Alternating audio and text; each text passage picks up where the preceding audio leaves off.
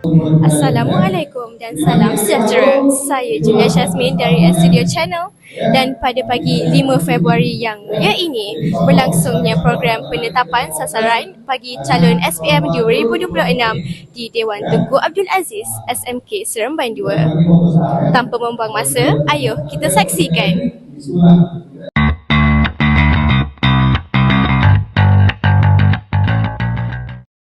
Majlis diberkati dengan bacaan doa yang dipimpin oleh pelajar tingkatan 5 dan diteruskan dengan taklimat penetapan sasaran SPM 2026 oleh Encik Zamani binti Sinsalam PK Pentadbiran SMK Seremban 2.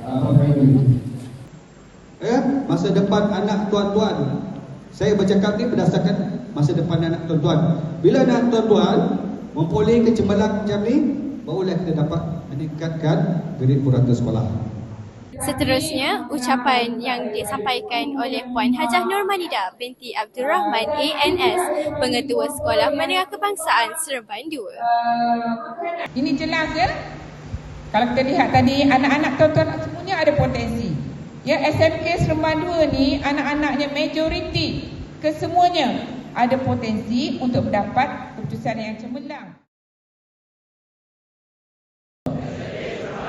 Berikrar dan berjanji taat pada ibu bapa, hormat pada guru.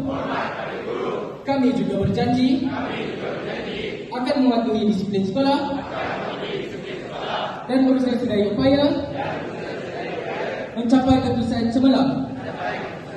Dengan ini, sesungguhnya berjanji memberikan kerjasama kepada pihak sekolah dari segi memastikan anak-anak kami menghadiri semua aktiviti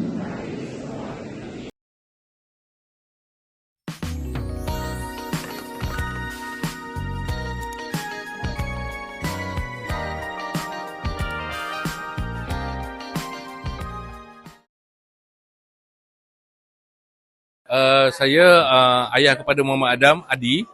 Okay, baik. Encik Adi, apakah harapan Encik Adi untuk calon SPM 2026? Sebagai seorang ayah, kita memang ada harapan yang tinggi lah, mengharapkan yang tinggi lah kepada anak-anak ni untuk mendapatkan keputusan yang baik, cemerlang, kalau boleh straight A lah.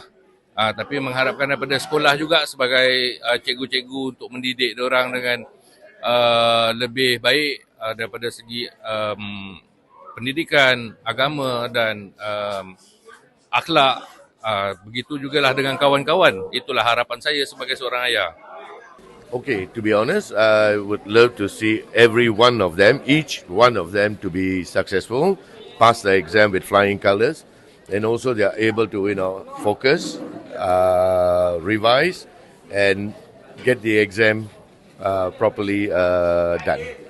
Semoga calon-calon semua mendapat kerjaya yang cemerlang dalam subjek masing-masing dan berjaya ke UPU. Alhamdulillah, majlis pada hari ini berjalan dengan lancarnya. Semoga kakak-kakak dan abang-abang SPM 2026 berusaha dan mendapat keputusan yang cemerlang. Sekian sahaja daripada saya, Julia Syazmin dari Studio Channel. Assalamualaikum warahmatullahi wabarakatuh.